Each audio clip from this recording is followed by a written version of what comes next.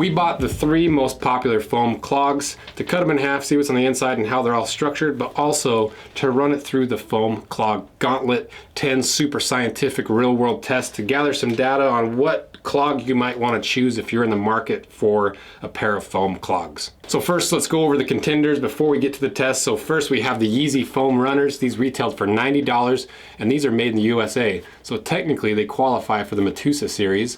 So we'll be ranking these at the very end of the video on our Metusa board. Next we have the Crocs. So these are the Polex clogs. They retail for $85 and they're made in Vietnam.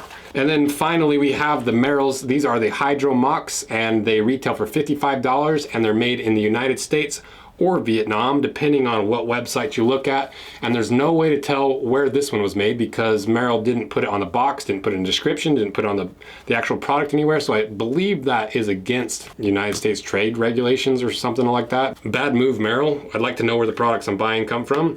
Maybe fix that. And I'm gonna take 1 point away from Merrell from right off the bat on this competition because that's annoying. You should watch this ad by Carrot because they're giving away a free pair of Jordans and a free pair of whites to you guys. Carrot allows you to save and curate your favorite products from around the web in one easy to use, easy to manage, and easy to buy from platform. So instead of adding all the things you want to buy to all the various websites and those carts and hope that they save it, or do what I do and I just take screenshots and hope that I can find them later, Carrot allows you to keep everything in one location so you don't lose any of those things you want to buy, but also it allows you to make wish lists, dream boards, outfit boards, birthday collections for your mom that no longer knows what to buy a 32-year-old son for Christmas or a birthday. The thing that I really like about Carrot is it takes me so long to convince myself to buy something I really want that by the time I'm ready to buy, I gotta go figure out where the screenshot was, where the website was that I was gonna buy it from, then figure out if they have my size and what the sizing is gonna be.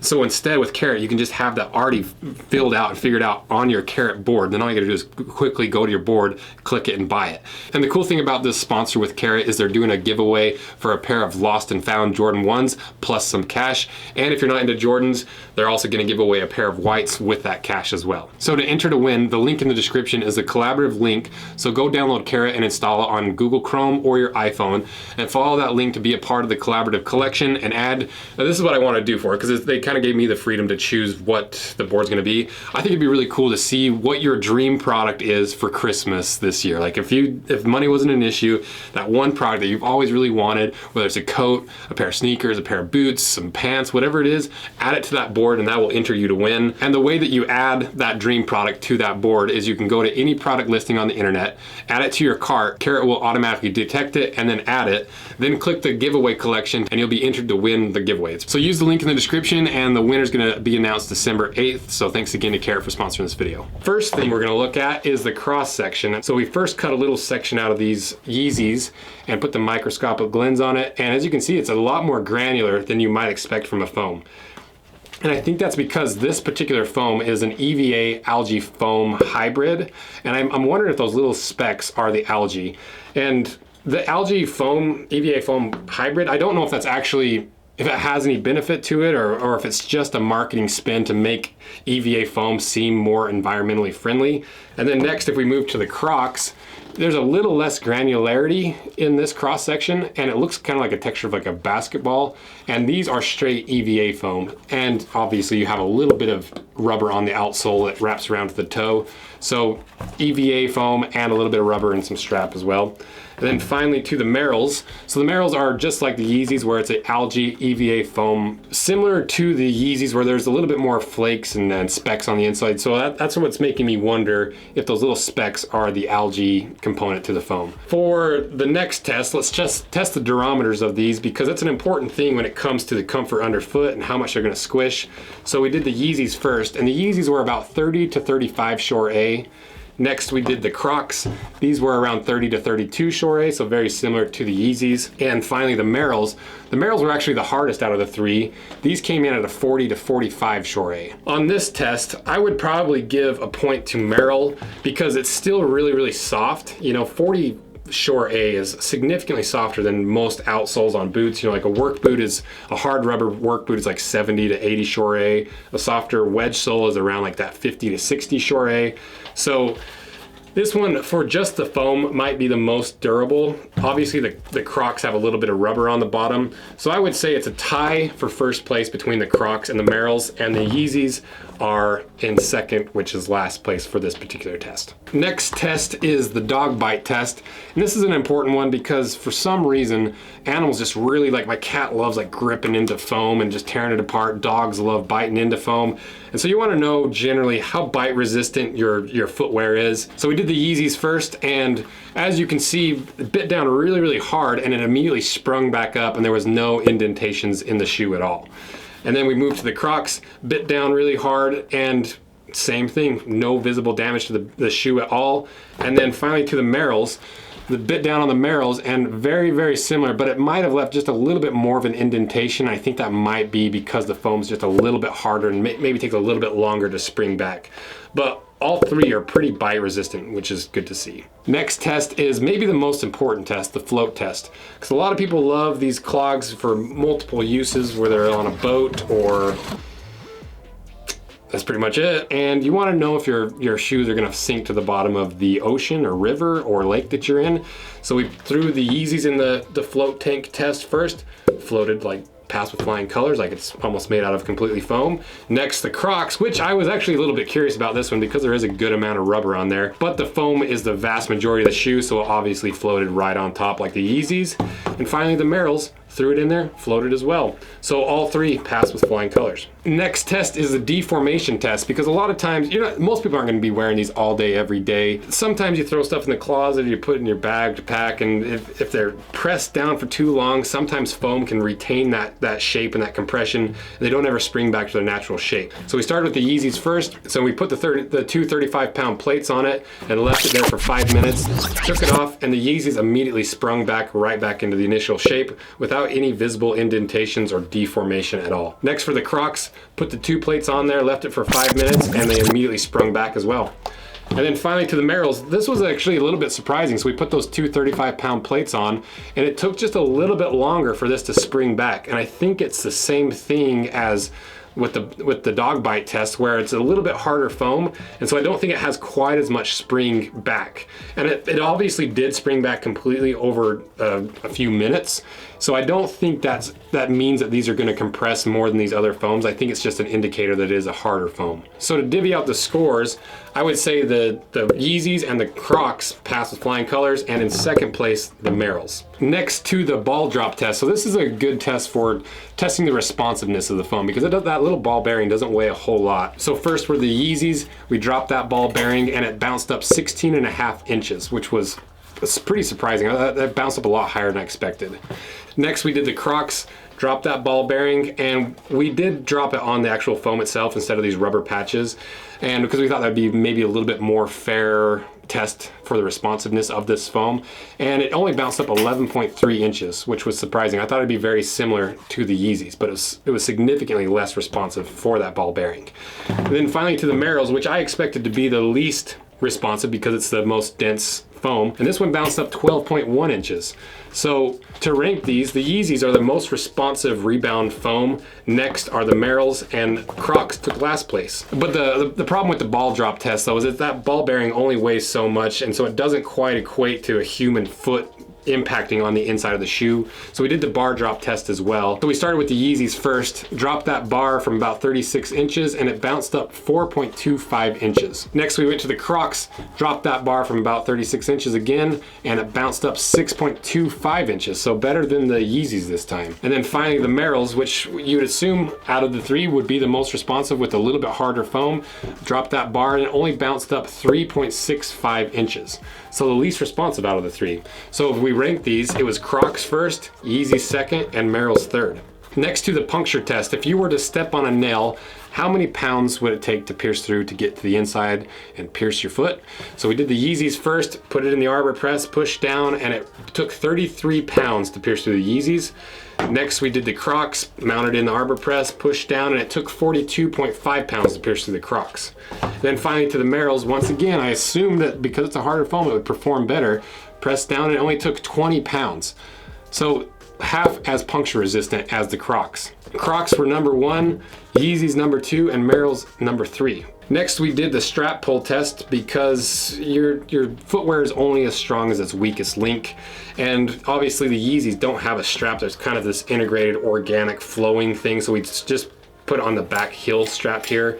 and put it on the engine crane, cranked it up, and it took 48.6 pounds to pull through the Yeezys. Next we went to the Crocs, which are anchored in with a little button rivet and then are sewn to a little foam patch at the back. It took 64.6 pounds to pull through the Crocs. And then finally to the Merrells, where this strap isn't an actual strap, it's not foam, it's actually a piece of rubber, but it still is riveted on with a little plastic rivet. So we put it on the engine crane, cranked it up, and it took 59.6 pounds to pull this strap off. So to rank them, Crocs were number 1, Merrell's number 2, and Yeezy's number 3. And then next we did the melting test, because this test is relevant because if you're in Las Vegas and your foam slides or your clogs, and that tarmac gets pretty hot in that Las Vegas sun, so we wanted to know how many degrees Fahrenheit it took to melt through these shoes, or at least start melting them.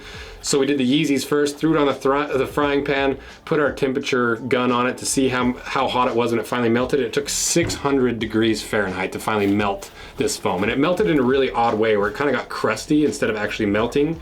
So the actual melt temperature might be a lot lower where you actually start compromising the foam. But I expected it to kind of ooze and actually melt, but it didn't. And maybe that's part of the algae, I'm not sure.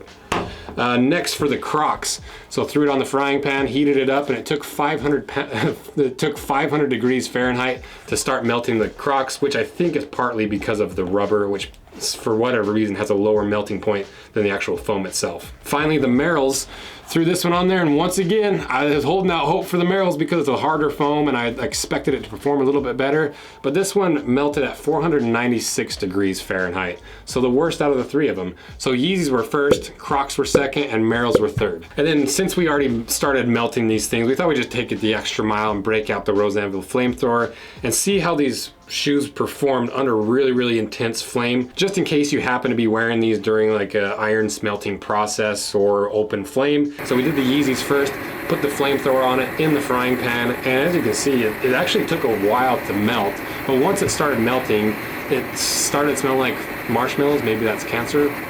We'll find out. Whoever was running the Flamethrower was wearing that face mask though. Next we did the Crocs. So these turned from orange to yellow and then went to kind of a white and like had these little micro bubbles on it. And then as it cooled, it turned crumbly. And that's kind of what happened with the Yeezys as well. And I guess I expected it to actually melt, but you can see how it just kind of went gray after a while, which surprised me. So maybe this foam's natural color is kind of a gray and we burned off some of the pigment. But I just thought it was kind of interesting. It's almost like a piece of art with this. And then here's the Yeezys, since I forgot to show you. They do still kind of smell like marshmallows. And then finally to the Merrells. So this is one where once it did start melting, it didn't deform nearly as much as the other slides or the other clogs. And I think that hopefully is because it's just a little bit harder foam, so maybe that heat didn't transfer quite as fast and it didn't light up quite as much, but it performed the best out of the 3. It's not the coolest looking out of the 3 once they're burned. Like this just looks cool to me. These will go up on the wall. But I would say Merrell number 1, Yeezy's number 2, and Crocs number 3. So now that we've ran the majority of the gauntlet test, let's cut these in half, see how they're structured on the inside, see if there's anything hiding, take some measurements of how thick each one is, and come to a conclusion on which one you might consider when you're considering a pair of clogs.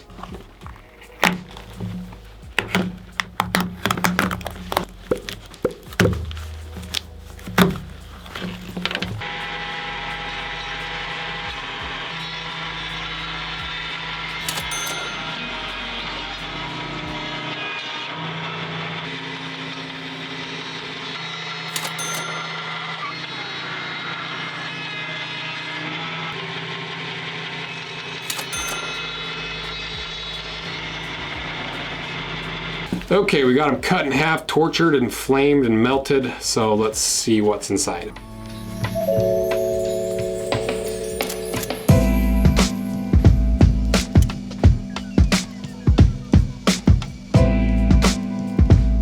Now that we have them cut in half, you can see how much foam is in each one of these shoes. And out of the 3 of them, just strictly foam, the Merrells have the most foam in the heel, that's going to give you a little bit more comfort and squish, because the overall thickness, they're about the same as the Crocs, but this has more foam. And you might want a little bit more of the rubber on this shoe because it's going to be more durable. And the Yeezys still have around the same thickness of foam, but you do have these big voids in the heel, and there is a little bit more thickness at the toes. But for the most part, they're very similar thicknesses. And even with the profiles, they're fairly similar, but the Crocs do have a little bit more like an arch support. But the Merrell still have like a pretty anatomical shape, but the Yeezys don't. The Yeezys are pretty flat compared to the other two, and you have that void in the heel that's going to give you a little extra compression at the heel, which might shape it more anatomically to support your arch. But overall, I was actually pretty surprised at how much support and arch you get from a piece of foam. And now that they're cut in half, we can also take a little durometer measurement of the inside of the foam, because with these injection molded foam anything, you end up with a little bit of a harder shell on the outside of the foam. It doesn't quite give you the same measurement as the inside of the foam. So we did the Yeezys first, and this was at about 20 Shore A. The Crocs were 20 to 25 Shore A, just a little bit harder, and they feel very different. The Yeezys, even though they're around the same density and hardness, they feel significantly softer. And even cutting through them on the bandsaw, they felt really different. And the Yeezys do have that EVA and algae foam hybrid, but I don't think that's what's causing that feel, because if I feel this Merrell, the Merrells feel a lot more like the Crocs. So I do like the Yeezys just because of how unique this foam feels, and you can kind of feel that difference underfoot as well. And surprisingly, now that the Merrells are cut in half, they're actually the softest foam with the durometer tester. These came in at a 15 to 18 Shore A. So these Merrells are just all over the place. They're the hardest from the outside, but softest on the inside, and perform pretty poorly across the board. So I don't know what to think of the Merrell's choice in foam. And so now that we have all the tests run, let's tally up the score. And just so you're aware of how we're tallying this up, if it takes first place, it gets 3 points. If it takes second place, it gets 2 points. Last place gets 1 point. If you tie for first, they both get 3, so on and so forth. So if we tally up all the scores, the Yeezys got 23 points total, the Crocs 24 points total, and the Merrells performed miserably at 18 points total. The overall winner is the Crocs. So now to the big question, are they worth the money? If you can get these at retail, they are really comfortable, and they're pretty handy to have in your arsenal of shoes. It's just nice to have something that does float, that is somewhat wearable in any situation, that's really comfortable, that you don't really care as much about a really nice fancy pair of shoes or a really collectible pair. But unfortunately, that's what these are. They're a piece of foam that's somehow collectible, and you have to pay above retail the majority of the time to get something as simple as a piece of foam that wraps around your foot. So I think they're worth it if you want this, and you can get them for retail. Anything above retail, you're buying a piece of EVA foam with a little bit of algae sprinkled on top for way too much money. And if I were to rank these for me, I think the Crocs are probably going to be the most useful and just as comfortable as the rest of them. The Yeezys are obviously, they're more about the comfort and style because they're a pair of Yeezys. And as for the Merrells, you know, they didn't really perform and weren't really special in any way. And that's kind of what they are. You know, if you can't get these other two and you don't want a pair of Crocs, you want something that looks a little bit different, this is a good option. It's still affordable, and I think they're a little bit easier to get than these other two. So it's a good second place for regular Crocs or these other two. So overall, if I were to pick one and only wear one for the rest of my life, I would go with the Crocs. I like the little rubber on the outside. I like the extra arch support. I like the whole design with the fingerprint. I just like everything about the Crocs. So if I could get a pair at retail, I would go with the Crocs. They just do it better than the rest of them. But the Yeezys, they do feel really cool underfoot, and they have that wild look. So if you're going for looks, the Yeezys might be your first pick. And speaking of the Yeezys, they qualify for the Medusa board. So let's rank it on the Medusa board.